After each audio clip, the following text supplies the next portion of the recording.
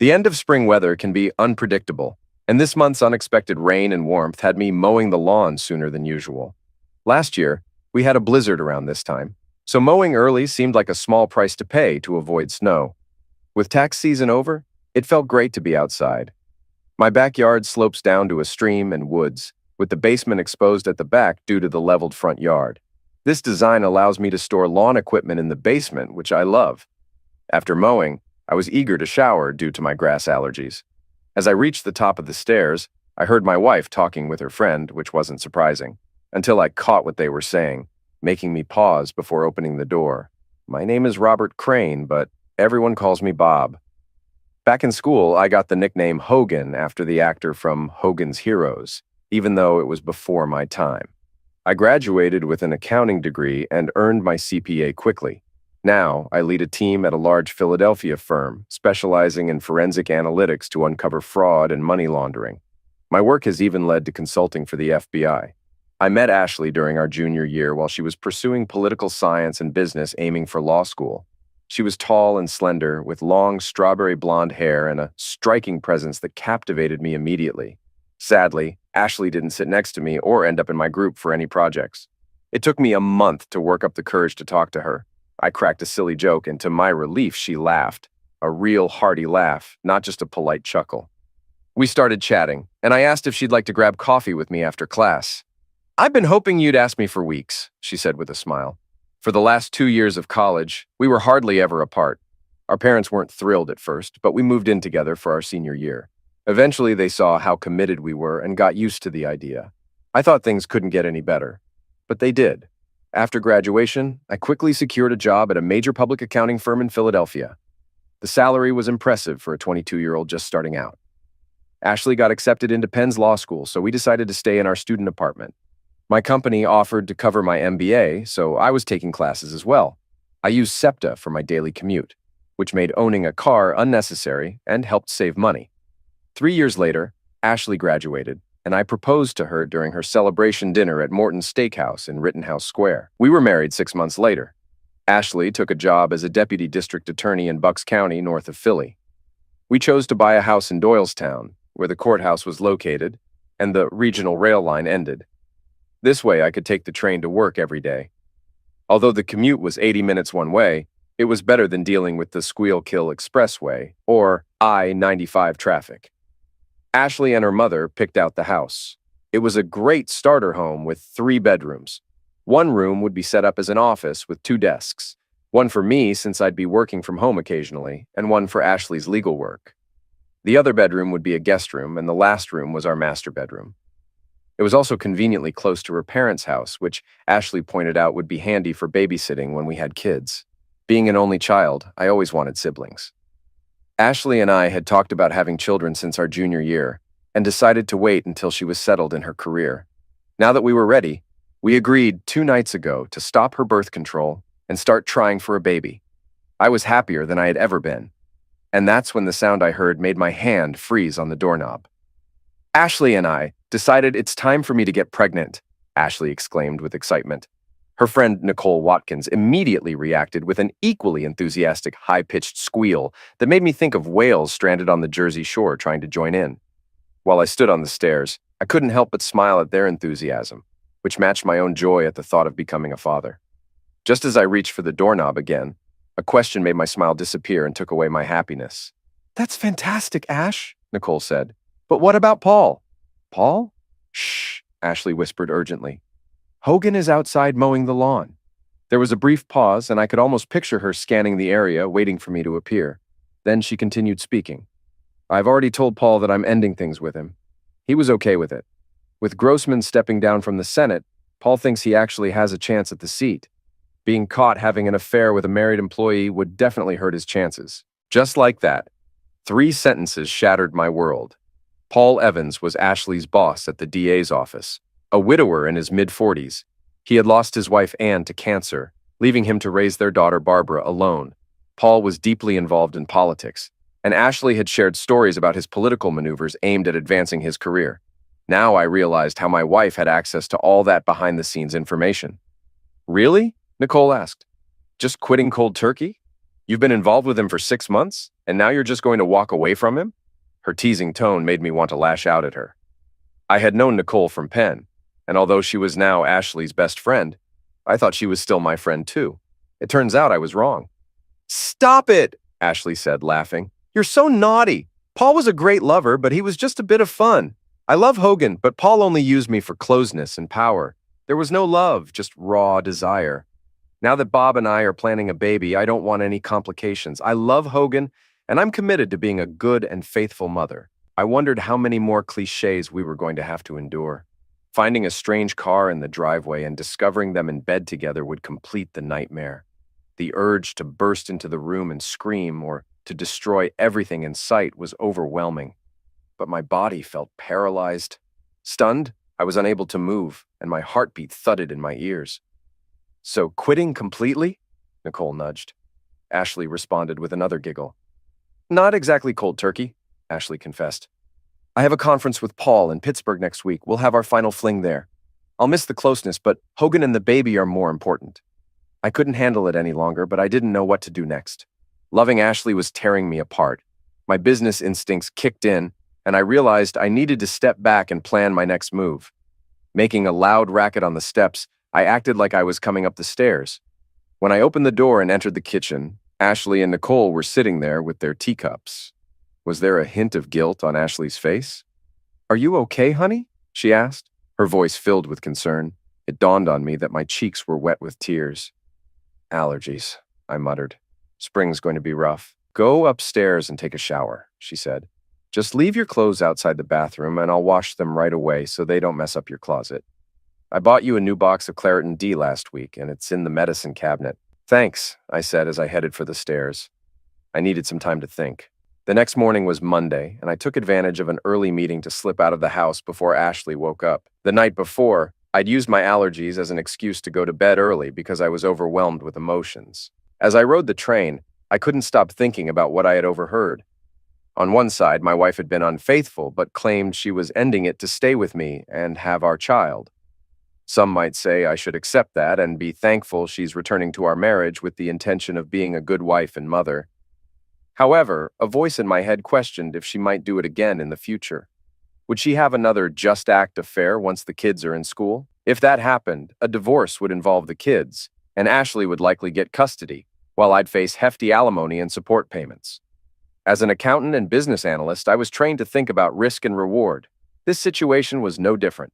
My trust in her was shattered. The excuse of just act overlooks the core issue. It's the utter lack of respect shown to the partner. If the cheater truly didn't think their actions would hurt the other person, they'd be open about it, and I would have known all along.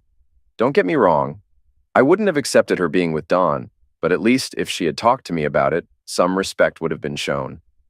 Ashley's behavior demonstrated just how little she truly respected me. I went through my workday, but my mind was preoccupied with what to do next.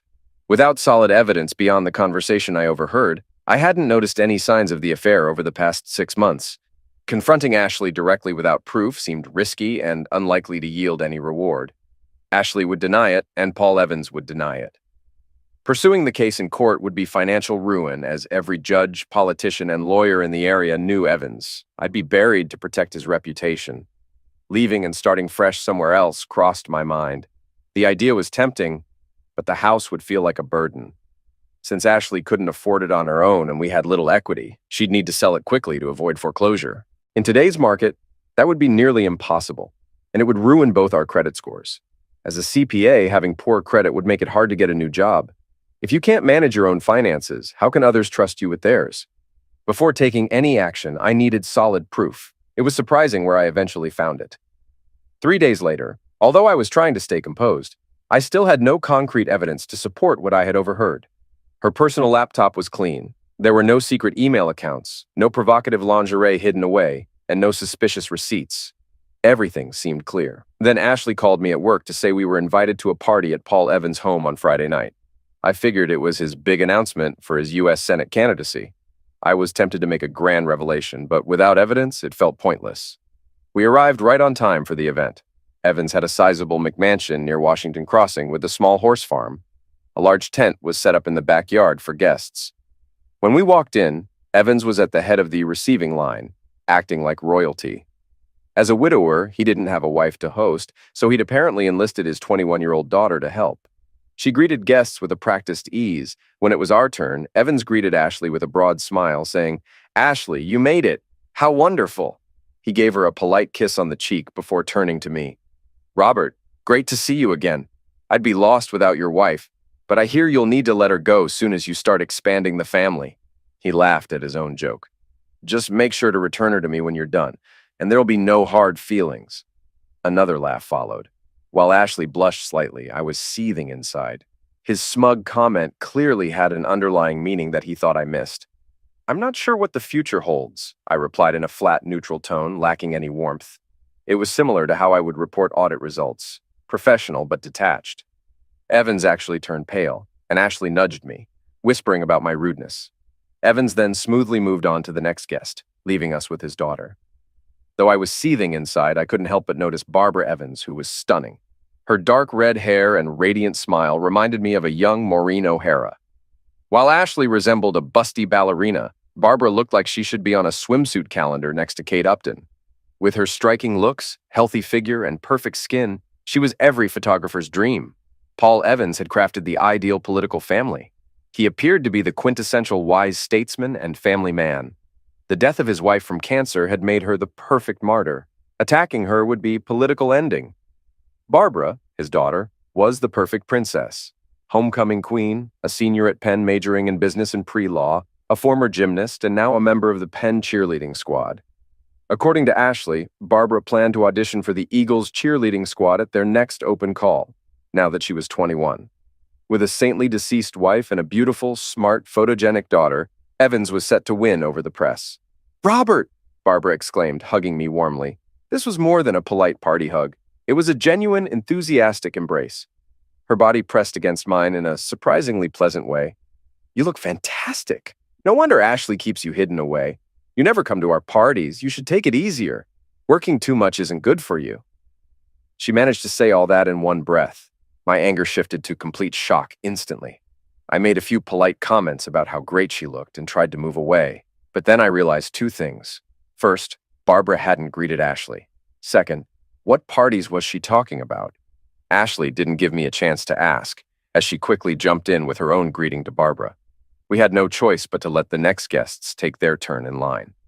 As Ashley and I moved through the crowd, I couldn't help but wonder what Barbara knew.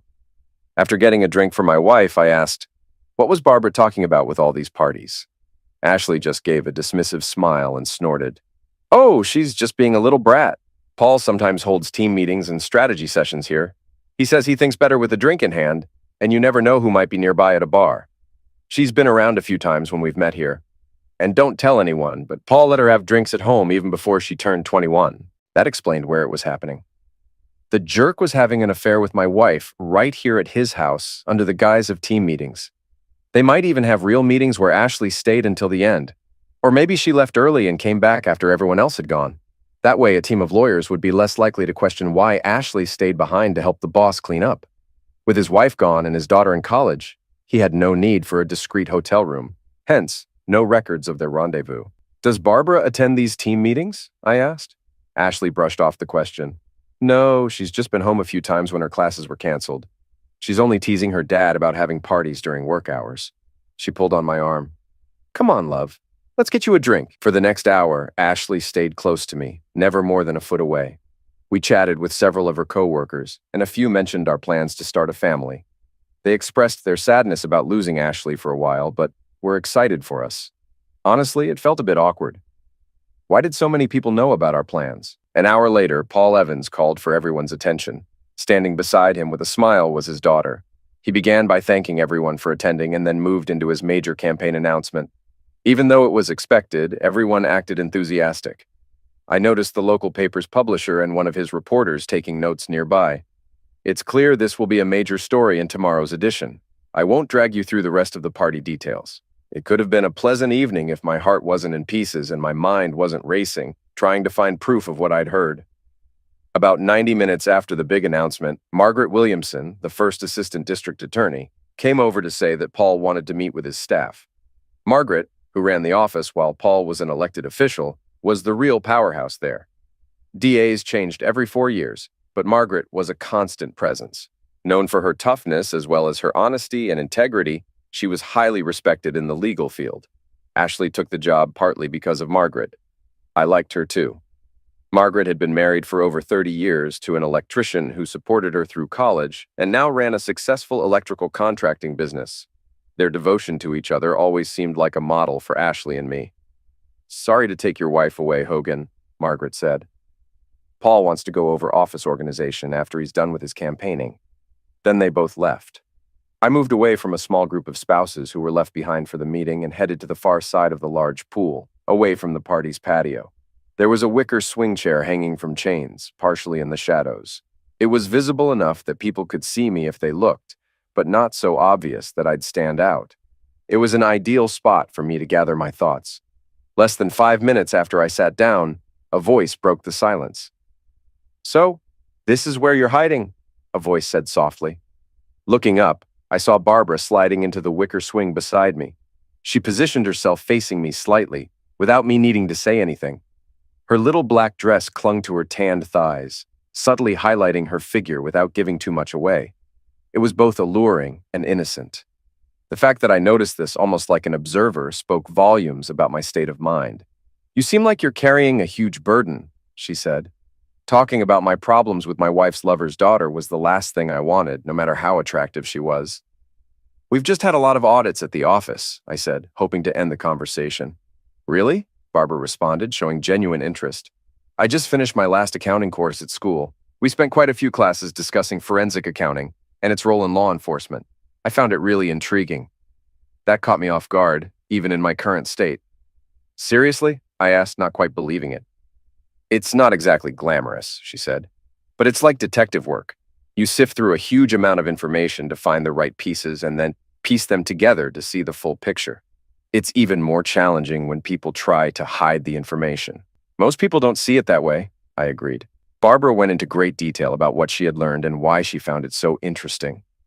I was actually impressed. I've seen interns at the firm who couldn't explain the topic as well. Focusing on her words helped me push aside my anger and her looks, allowing me to slip into a mentoring role. It provided a bit of relief from my emotional distress. "You really did enjoy the class," I said. "You have a great understanding of the subject." Barbara blushed at the compliment. For a moment, the glamorous image faded, and I saw a genuinely touched young woman. "I've thought about joining the FBI after I graduate," she shared. "Dad wants me to either become a prosecutor or work at one of his friend's law firms, but I'm not sure that's what I want. You should pursue your own goals rather than just following your father's path." I meant it sincerely, even though I wouldn't mind disrupting that guy's plans. I've collaborated with the FBI when audits revealed criminal activity. They're sharp professionals. Before Barbara could respond, Ashley emerged from the shadows. "So, this is where you've been hiding? You weren't up to any mischief, were you?" she asked playfully. Barbara faced my wife with a bright smile. "We were just discussing Bob's job. I recently studied it in class and wanted to hear from an expert." "Hogan is definitely that," Ashley said proudly. "I once read an audit report where an employee was embezzling funds using his boss's login. Hogan figured out that transfers happened while the boss was away on a trip, but the logins were from the corporate office. Most people would have stopped there, but Hogan dug deeper. I could have secured a conviction on that employee my first day out of law school. Hogan practically did the DA's job for them." Ashley's pride in me was evident, and it threw me off. How could she be so proud and loving while carrying on a 6-month affair with her boss? My confusion must have shown as Ashley asked, "What's the matter, dear?" "Nothing," I replied. "Just thinking about a problem." "Stop that! It's a party," Ashley chided me.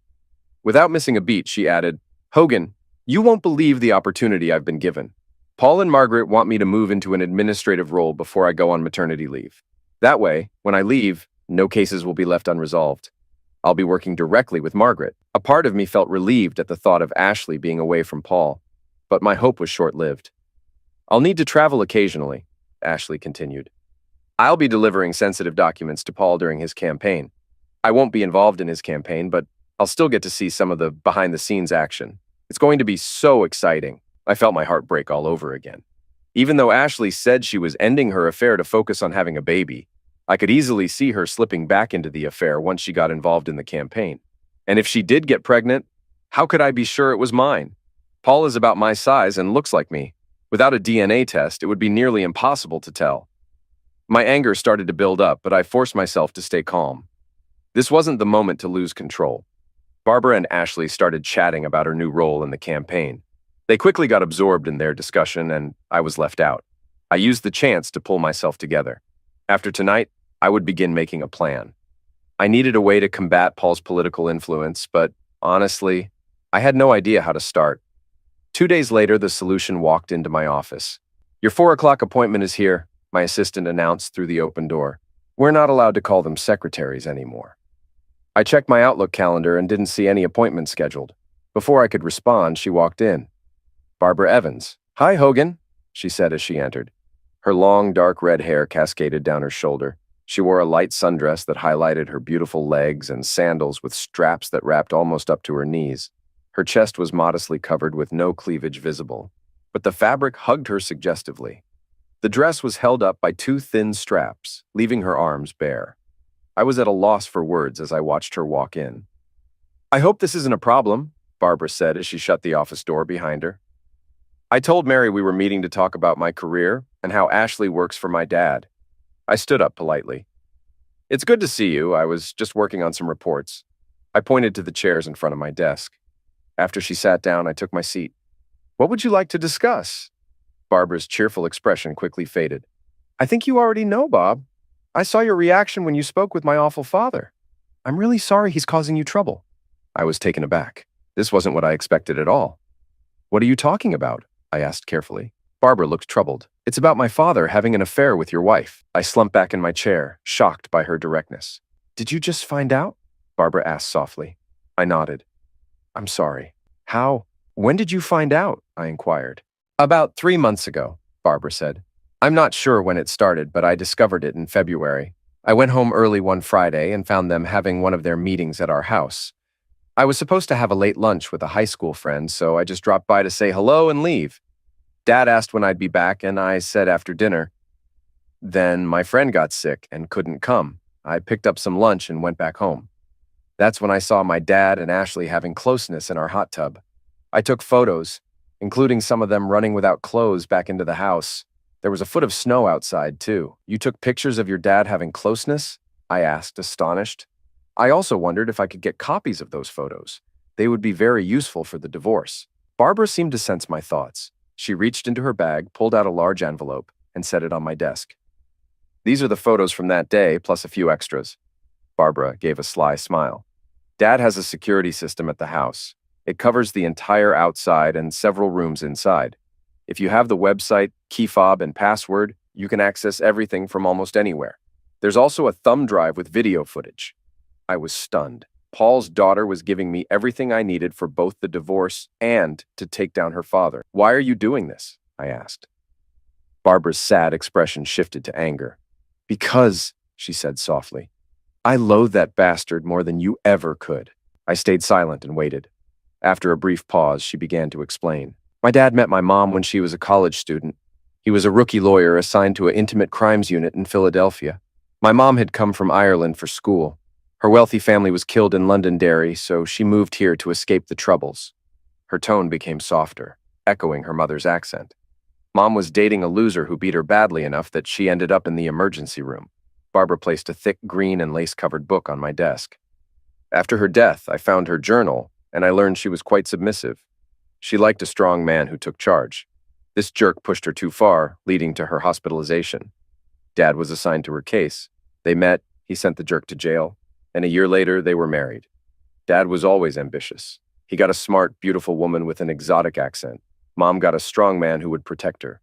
I was born a few years later. Dad pushed me into gymnastics, thinking it would boost his political career if I made it to the Olympics. Do you know what usually ends gymnastics careers?" I shook my head and replied, "Never really thought about it." Barbara grinned. "They call it the 3 Bs. I was pushed into cheerleading and told to be the perfect all-American girl. I didn't mind performing, but by the time I was 16, I realized I was just a tool for my dad's ambitions. My mom figured it out early on. Dad was cheating almost from the start of their marriage. She knew and pleaded with him to stop, but she was too powerless to do anything. Being a staunch Catholic, divorce was not an option for her." Barbara paused to collect her thoughts. After a moment, she went on. Sometimes I wonder if her poor response to cancer treatment was because she unconsciously wanted to die, or was intentionally undermining her treatment. Anyway, I was with her when she passed away. The official story says Dad was in court winning a murder conviction. In reality, he had the doctor change the time of death while he was at his assistant's apartment, celebrating. He paraded Mom as his trophy, and the media loved the story of the heroic DA saving the battered woman. He even hit her a few times that I saw. "Why are you telling me this?" I asked, feeling confused. "Because you don't deserve this, Hogan. My dad is a terrible person. After Mom died, he kept his affairs quiet until I went to college. That's when he started having these meetings at the house. They're not just for work. He also holds them for charity groups he's involved with. I know he's involved with 2 other women from those groups. One of them even thinks it's true love and plans to leave her husband." "Is that what Ashley believes?" I inquired, even though I was already pretty sure of the answer. Barbara shook her head. "No, she seems to think it's just fun. They say power is the greatest aphrodisiac, and Ashley seems to prove that. I overheard her talking to my dad about a senator they met with and how excited she was when she returned to Doylestown. The bluntness of her comment made me wince. I remembered that night well. I'd come home to an incredibly passionate wife, and it had been one of the best nights of closeness in my life. That memory was now tainted because I realized my wife had probably been thinking about someone else. "What do you want from me?" I asked.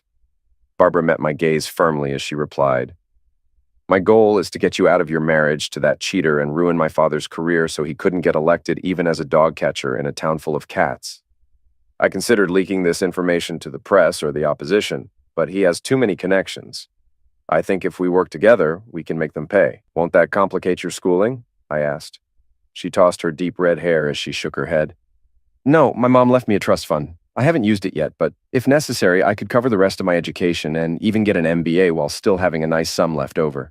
"Why didn't your mom use that money to leave and go to Ireland, where your dad couldn't reach her?" Barbara's expression turned troubled. She was raised in a very strict Irish Catholic environment. She was taught that divorce was not an option. No matter what happened, she stuck to her faith until the end.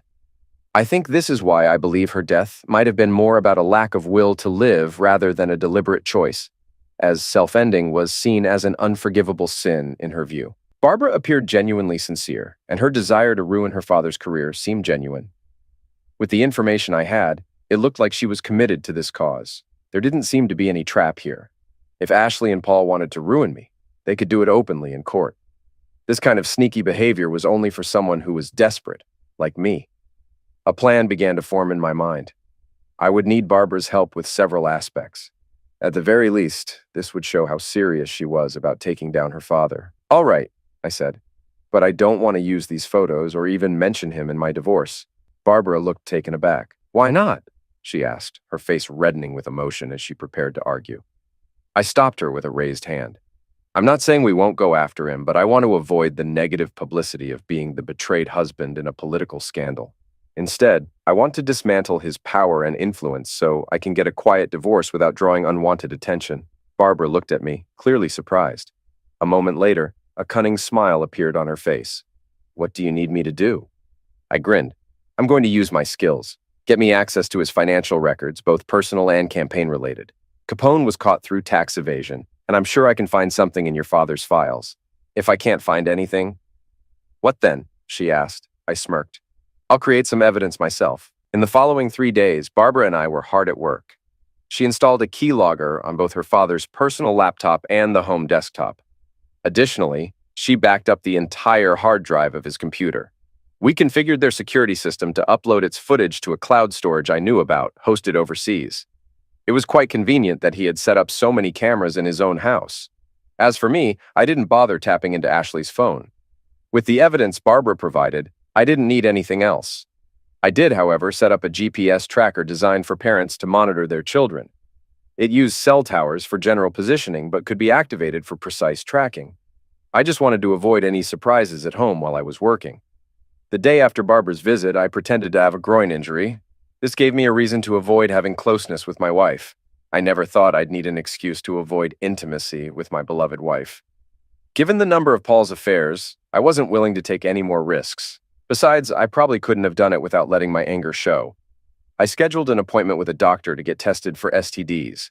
At first, nothing showed up, but some infections, like HIV, can take months to be detectable. Ashley left for her final meeting with Paul at the conference in Pittsburgh, clearly excited.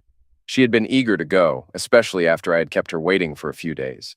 Some men might have given her a parting gift as revenge, but my feelings were more complicated. Although I could never trust her again, a part of me still loved her. The thought of being intimate with her after what I had learned was unbearable. By Thursday morning, Ashley was ready with her bag and waiting for Paul and a junior lawyer from their office who was accompanying them. I wondered if the young lawyer was aware that he was just a cover. As Ashley approached, she dropped her bag by the front door and came up behind me. I was sitting at the table with my back to her, sipping coffee. She wrapped her arms around me and whispered in my ear, "I'll be back Sunday afternoon. Hopefully, you'll be feeling better and we can start working on the baby." Her voice and scent made me nostalgic, almost making me cry. I managed to stay composed. "I'll keep icing it so I'll be all set when you get back," I said, patting her arm and kissing her forehead. She sighed. "I wish I didn't have to go. It would be so much nicer to stay home with you and be naked all weekend." "You could always tell Evans that something more important came up," I suggested. It was a slip of the tongue, and she seemed to notice something in my tone. "What's your issue with Paul?" she asked, sounding surprised. "First, you were rude at the party, and now you seem to hate him." I took a deep breath and shrugged. "Honestly, I've seen too many big shots like Evans who think they're invincible and full of power. They create an illusion of authority and get people to believe it, like that mayor in South Carolina last year. He was a supposedly powerful guy embezzling money and sleeping with married women. Now he's serving 10 years in federal prison, and everyone he was involved with is publicly shamed and divorced. Evans gives me the same impression. If he makes it to Washington, he'll be involved with clueless interns within a week, but eventually his facade will crumble, and everyone around him will get caught in the mess." Ashley looked at me in disbelief. Although she had heard me rant about shady characters before, I had never connected Evans to them. I probably should have kept my thoughts to myself, but it felt good to vent. Even though our marriage was over, I thought it was fair to give Ashley a warning. Despite everything, I still loved her, even though I could never trust her again. "Hogan, that's a terrible accusation about Paul," Ashley said, sounding upset. "He's a good man who has done a lot for this county. He's not like that."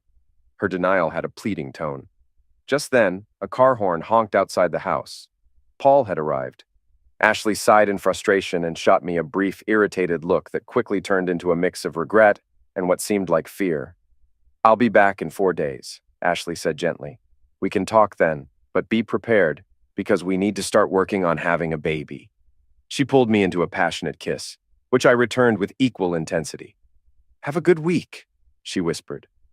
"I love you. I love you too," I replied. Ashley picked up her bag and opened the front door. "Bye, dear," she called as she left. "Goodbye, Ashley," I said as I closed the door behind her. Half an hour later, I headed to catch the train to the city. Barbara and I had an appointment with the FBI. It turned out I didn't need to fabricate any evidence. Paul Evans' embezzlement techniques were moderately clever. Barbara and I met at her off-campus apartment to review the documents she had retrieved from his computer. The methods were fairly standard. I estimated that he had around $2 million hidden in an offshore account. While he had funneled that much money, I couldn't be sure if it was still there since those records weren't included. Most of the funds came from numerous small donors who wouldn't typically attract IRS scrutiny, but it was unusual that out-of-state people were contributing to a county DA's campaign. I traced several donors to individuals connected to cases where charges were dropped or plea deals were unusually lenient. Barbara uncovered the biggest revelation. The revelation was a big deal. It turned out she wasn't an only child. Evans had fathered 2 other children. One child was born 3 years before his wife's death, with the mother being one of his staff members. The other child was born 8 months after his wife died, and the mother was an 18-year-old volunteer from the hospital where his wife was treated. Evans had been funneling $2,000 a month to each woman, disguised as poll research consultants from campaign funds. Barbara's anger was so intense that she nearly wrecked her apartment. That red hair of hers is definitely a sign of trouble. By the time Ashley and Paul left, we had thoroughly examined Paul's records. Although we had most of the information, some questions remained unanswered due to our lack of resources. I documented all the findings and arranged a meeting with a senior FBI agent from the Philly office whom I had previously worked with. Barbara joined me to present the story we had prepared. Barbara's story was that after completing her forensic accounting class, she became interested in examining some real records. She decided to review her father's records out of innocent curiosity.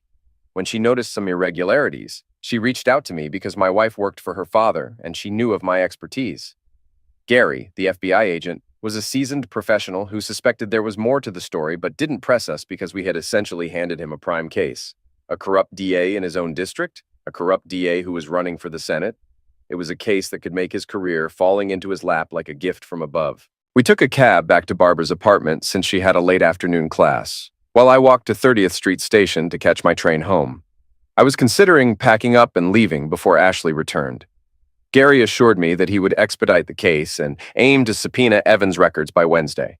Once the investigation became known, it wouldn't be long before Evans realized how fragile his power was when everyone started abandoning him. Ashley called me while I was on the train home. She explained she was calling early because they had a big dinner planned, and she wouldn't be back to her room until very late. I had no doubt she actually had no intention of returning to her room that night. I responded with some vague comments, saying it was fine. She noticed my distracted tone and asked what was wrong. "I just had a meeting with some FBI agents about a case," I said. "I'm on the train right now, and since the investigation is ongoing, I can't discuss it." That was all true. "It seems like it really affected you," Ashley said with concern in her voice. "Yeah, it's going to be a messy situation. It'll probably make national news when everything comes out," I explained. "Really?" Ashley asked, sounding curious. "Can't you give me a hint?" I couldn't resist. "Corrupt politician, bribes, money laundering, scandals, marital affairs, and kids involved. Just typical summer novel stuff," I replied. Is it someone I know?" she asked. I grimaced. "I've already said too much. The Bureau would be upset if I revealed anything else," I said. "Oh, you're no fun," Ashley pouted. "Don't worry. Your secret is safe with me." After saying our goodbyes, she hung up. When I got home, the reality of my situation hit me hard. My marriage was over. We'd been together for 10 years, both dating and married. I never expected to be single again. But now that was my reality. I ended up sitting on the couch, watching as the sun set. It felt like I was observing my life slipping away. I sat there, unmoving, for hours after the sun had disappeared. By noon on Saturday, I finally emerged from my self-pity. Although I felt I deserved a bit of indulgence, I knew I needed to move on. Ironically, while I was mowing the lawn, a BMW convertible pulled into my driveway. I stopped the mower and watched as Barbara got out. The first thing I noticed was her long, pale legs swinging out of the driver's side. She wore sandals with thin cords wrapped halfway up her calves, reminding me of ancient Greek styles. As she stepped out, her sculpted legs flexed, showing off the strength beneath her firm skin. Sticking with the Greek theme, she had on a pure white dress that resembled a toga, stopping mid-thigh with 2 inches of lace at the bottom, giving glimpses of her upper thighs. The dress, made of a light, silky material, clung to her curves and was slightly see-through. A top was visible through the dress. Her bare arms, marked with light freckles, were exposed, and the dress draped over one shoulder, leaving the other bare. Her long red hair flowed in waves over her shoulders. Yet it was her gray-green eyes and her smile that truly caught my attention as she came closer. I turned off the engine and greeted her. "You look better than I expected," Barbara remarked. "I thought I might have to drag you out of a bottle or off a ledge." I snorted, recalling the dark thoughts I'd had the previous night. "It needed to be done," I replied, "and it keeps me occupied." "Not meeting with a lawyer?" she inquired. I shrugged. "I met with one Tuesday before they even left. The paperwork will be ready by Monday. I set up an audit in Austin and plan to leave Tuesday. Typically, this kind of assignment takes 3 days of travel, followed by remote work until the report is done. For this one, though, I'll stay there for the full 3 weeks." I shrugged again. "It might be the easy way out, but I'd rather not be here when everything falls apart." Barbara's expression showed she understood, recognizing that this situation would also draw attention to her as the bastard's daughter. "I'm glad you're planning ahead," she said with a smile. "I've noticed that's something you're good at." That smile appeared again. "Now, I can make my own plans." "Here's my plan," Barbara declared. "I'll help you wrap up your work here, and then you'll come over to my place. We're going to have a great time, and you can check me out as much as you want. I've got a swimsuit that you're going to love." Her enthusiasm was so high it could have revived the dead. I tried to push back. "Barbara, I'm still married," I said, "and I'm not ready to dive into anything right now." "You need to blow off some steam before you blow up," she countered with a seductive smile. Besides, you know the saying, what's good for the goose is good for the gander. Her look was a mix of playful, mischievous, and sincere, making me chuckle. In a twist of fate that felt straight out of a novel, we ran into Nicole. After finishing my yard work, I cleaned up, and Barbara and I went out for a late lunch at a nice restaurant. Although I wasn't in the mood for revenge closeness, it felt good to leave the house. Going out with someone as pleasant as Barbara, and who looked as stunning as she did, wasn't a burden. When I arrived, I noticed Nicole's car parked near the restaurant. I always thought it was tacky to put OBX and Jersey Shore stickers on a Mustang GT. For a moment, I considered telling Barbara to find another place to eat. Instead, I did something completely out of character. On a sudden impulse, despite all my meticulous planning, seeing Nicole's car just hit me hard. With a spontaneous move, I put my arm around Barbara and guided her into the restaurant without another word. I gave the host a tip to seat us at a specific table. It was somewhat hidden but visible from the restrooms. I had Barbara sit with her back to the room and I took the seat next to her. She smiled when I held her hand. "Why the sudden change?" Barbara asked with a playful smile. "Not that I mind," I chuckled. "I told you about discovering my wife's infidelity, right? Nicole, her friend? Well, her car is parked right outside." Barbara burst into a hearty laugh. "So, I get to be the other woman? That works for me." She leaned in and gave me a tender kiss. It wasn't passionate, but rather a soft, suggestive kiss, like a promise of more to come. Our food arrived, and I was genuinely enjoying myself. The deception faded into the background as I savored Barbara's company. Her quick wit had me in stitches. I had never heard someone make accounting sound so risque. While we were chatting, I noticed Nicole walking by and pointed her out to Barbara. "Oh, great," Barbara giggled. "I've been waiting for this." With that, she leaned in to kiss me again. My hand found its way under the table and onto her leg. Her thighs were incredibly soft, but with a firm, toned muscle underneath. The sensation was electrifying. I could feel the heat from her panties, and my hand moved instinctively to explore the moisture there. Lost in the moment, I was jolted by Nicole's loud voice. "Hogan, what are you doing?" she shouted. "Who is this woman? Cheating on your wife while she's away? I thought better of you." I'm sure everyone in the restaurant heard her. I pulled away from Barbara and faced Nicole. "What's your issue, Liv? Just having some fun before Ashley and I settle down and start a family. And can you lower your voice? People are trying to eat." Nicole stared at me, stunned. "What? Come on, Liv. Ashley is doing the same thing. She's probably with her boss right now. She's been cheating for months. So I figured it was only fair for me to be with the boss's daughter." Nicole looked like she was about to faint. I felt Barbara start to chuckle, so I gave her a gentle squeeze to quiet her. Unfortunately, I forgot where my hand was, and her giggle turned into a moan of pleasure. "You're aware of—" Nicole stumbled over her words. "Yep, I'm supposed to be the clueless, loyal husband while my wife is off having her fun with someone I thought was a good friend," I said, my voice dripping with contempt. Nicole flinched at the bitterness in my tone. "I know Ashley wanted one last adventure before we started a family, just like she had one last fling before we got married. If she can do it, why do you have a problem with me?" I had no proof that Ashley had been unfaithful before she got involved with Paul, but I was guessing based on the idea that once a cheater, always a cheater. I wondered if Nicole was rattled enough to confirm my suspicion. She was. "You know about that too?" she exclaimed in shock. "Not until now, but thanks for confirming," I said. Nicole turned pale. "Leave now, Nicole," I told her. She quickly got up and left the table.